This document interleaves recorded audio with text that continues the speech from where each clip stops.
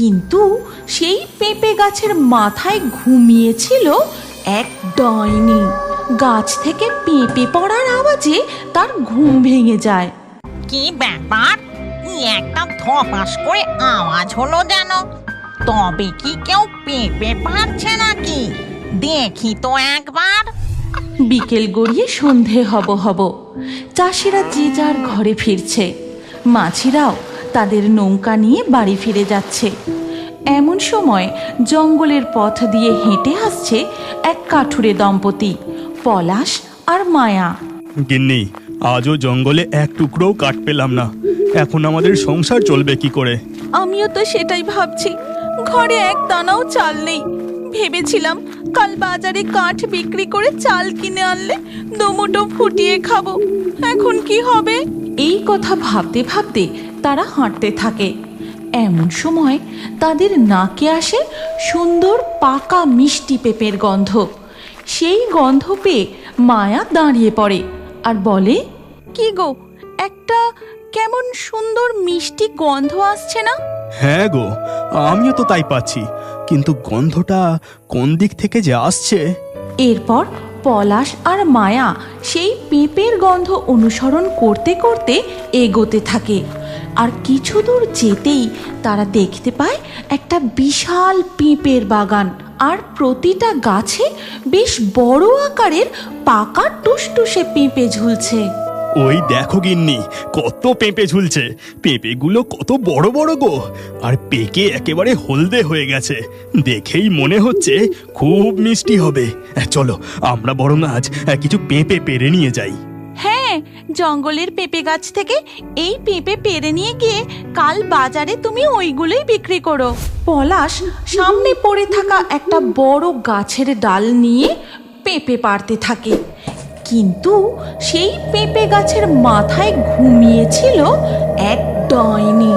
গাছ থেকে পেঁপে পড়ার আওয়াজে তার ঘুম ভেঙে যায়। কি ব্যাপার?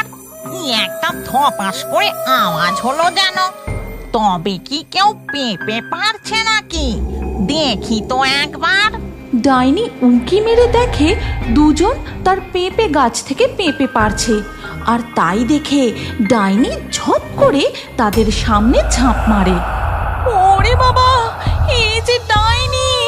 তোদের এত বড় সাহস! তোরা আমার বাগান থেকে পেঁপে চুরি করতে এসেছিস? তোদেরকে আমি... ক্ষমা করবেন, আমরা চুরি করতে আসিনি। আমরা জানতাম না যে এই পেঁপে বাগান আপনার। আমরা মিষ্টি পাকা পেঁপের গন্ধ পেয়ে এই বাগানে এসেছিলাম। ভেবেছিলাম কিছু পাকা পেঁপে পেরে বাজারে বিক্রি করে দুমুঠো চাল কিনে নিয়ে আসবো।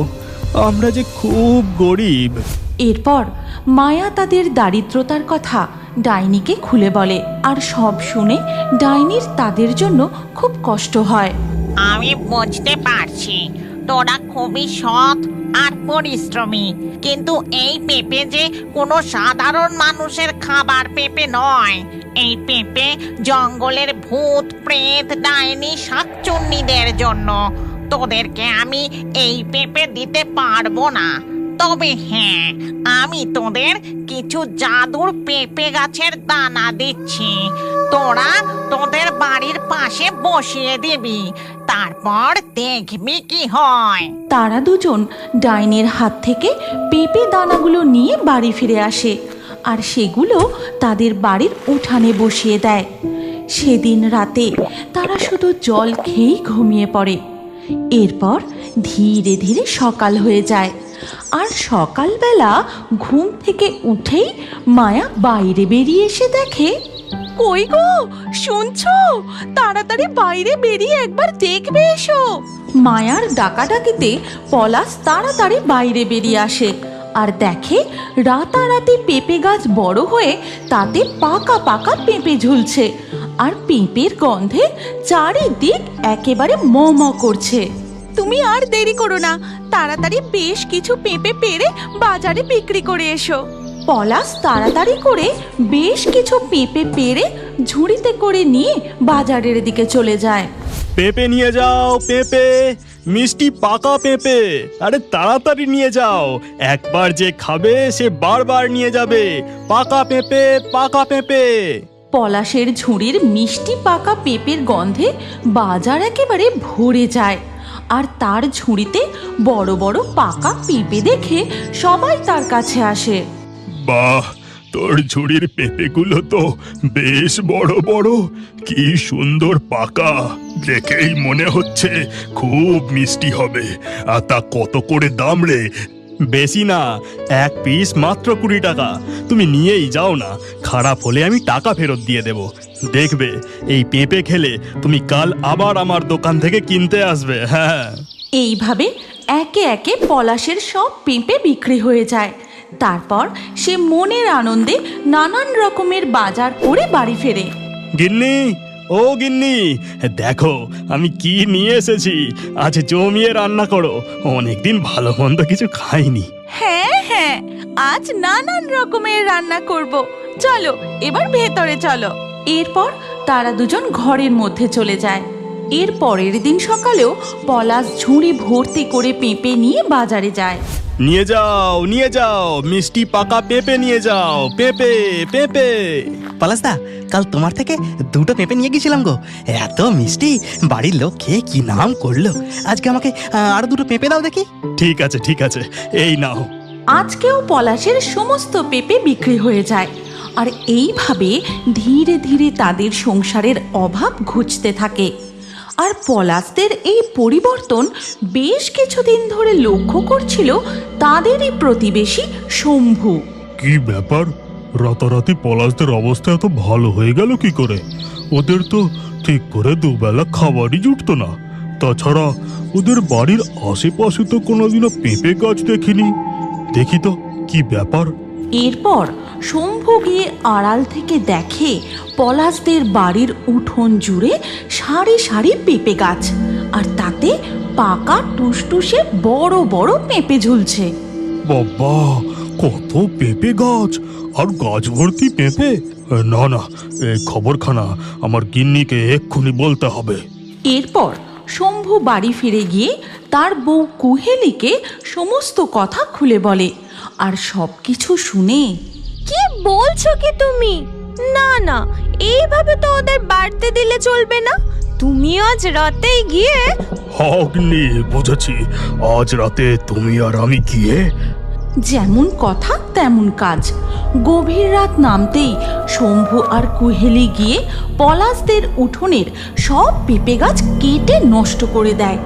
আর পরের দিন সকাল হতেই, হায় হায় হায়, এ কি সর্বনাশ হলো! আমাদের এমন সর্বনাশ কে করলো? ওগো, তাড়াতাড়ি বাইরে এসে দেখো। এ কি, দেখে তো মনে হচ্ছে কেউ ইচ্ছে করে আমাদের সব পেঁপে গাছ কেটে দিয়েছে। এখন এবার কি হবে? আমাদের এমন সর্বনাশ কে করলো? বলি কি, চলো আমরা আর একবার জঙ্গলে ডাইনির কাছে যাই। ওই ডাইনি খুব দয়ালু, তিনি নিশ্চয়ই আমাদের সাহায্য করবেন। তারপর মায়া আর পলাশ জঙ্গলে আবার সেই ডাইনির কাছে যায় আর তাকে সমস্ত কথা খুলে বলে। বুঝতে পেরেছি, কেউ নিশ্চয়ই হিংসে করে এই কাজ করেছে। ঠিক আছে, তোরা কোনো চিন্তা করিস না, এই পেঁপে দানাগুলো নিয়ে গিয়ে আবার বসিয়ে দে। আজ রাতে আমি নিজে গিয়ে তোদের পেঁপে গাছ পাহারা দেব। পলাশ আর মায়া সেই পেঁপে দানাগুলো নিয়ে আবার তাদের উঠানে বসিয়ে দিয়ে সেখান থেকে চলে যায়। আর সাথে সাথেই জাদুর পেঁপে গাছ বড় হয়ে গাছ ভর্তি পেঁপে হয়। তারপর ধীরে ধীরে রাত নেমে আসে। আর সেদিন রাতেও কুহেলি আর শম্ভু আসে পলাশদের উঠোনে। এ কি গো, এ আমি কি দেখছি? এরা কি জাদু জানে নাকি? কাল তো সব গাছ কেটে নষ্ট করে দিলাম, রাতারাতি আবার সব গাছ উঠে দাঁড়িয়ে পড়লো কি করে? চলো তো গিয়ে দেখি। এরপর তারা দুজন পলাশদের পেঁপে বাগানে প্রবেশ করে। কিন্তু সেই রাতে পেঁপে বাগান পাহারা দিচ্ছিল সেই ডাইনি। তবে রে, তার মানে তোরাই এই ভালো মানুষদের ক্ষতি করেছিলিস। দাঁড়া, তোদের মজা দেখাচ্ছি। শম্ভু আর কুহেলি তাদের বাগানের পেঁপে পাড়তে গেলে ডাইনি তাদের দিকে পেঁপে ছুঁড়তে থাকে। এ কি গো, ঝড় নেই জল নেই, এরকম পেঁপে উড়ে আসছে কোথা থেকে? আরে ওইসব দেখতে গেলে এখন চলবে না, আগে এই গাছগুলো কেটে নষ্ট করে দিতে হবে। হ্যাঁ, এরপর শম্ভু তার কুড়ুল নিয়ে আবার পেঁপে গাছ কাটতে গেলে হঠাৎ করে তার হাতের কুড়ুল উধাও হয়ে যায়। আর ঠিক তখনই তাদের সামনে ডাইনি ঝাঁপ দিয়ে নেমে আসে। তোদের এত বড় সাহস, তোরা হিংসে করে এদের পেঁপে বাগান নষ্ট করতে এসেছিস। আজকে তোদের আমি উচিত শিক্ষা দেব। এই কথা বলে ডাইনি তাদের দুজনকে শূন্যে তুলে ধরে, তারপর জাদু করে তাদের সামনে এক ঝাঁক মশা এনে দেয়। ওরে বাবা রে, মরে গেলাম রে, মশার কামড়ে একেবারে নাজেহাল হয়ে যাচ্ছি। ওরে বাবা রে, কি জোরে মশা কামড়াচ্ছে!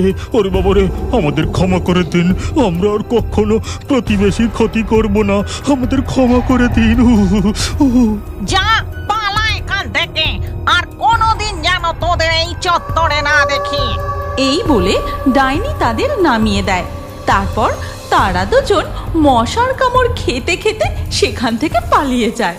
আর চিৎকার শুনে পলাশ ও মায়া ঘর থেকে বেরিয়ে আসে। শোন, তোদের আর কোনো চিন্তা নেই, তোদের পেঁপে বাগানের আর কোনোদিন কেউ ক্ষতি করবে না। ডাইনি, আপনাকে অনেক অনেক ধন্যবাদ। তবে আমার একটা শর্ত আছে। শর্ত কেন? আপনি আদেশ করুন। আমাদের জঙ্গলে পেঁপে কম পড়ছে, পাশের জঙ্গল থেকে অনেক পেঁপের ডিমান্ড আসছে।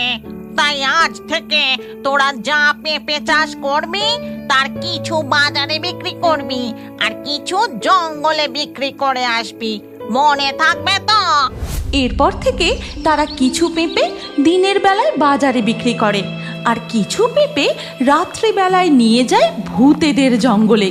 সেখানে অনেক দেশি বিদেশি ভূতেরা আসে পেঁপে কিনতে। এইভাবেই ধীরে ধীরে পলাশদের সংসারের সচ্ছলতা ফিরে আসে। তুমি কি জানো, তোমার নামও আমাদের কার্টুন ভিডিওর মধ্যে থাকতে পারে।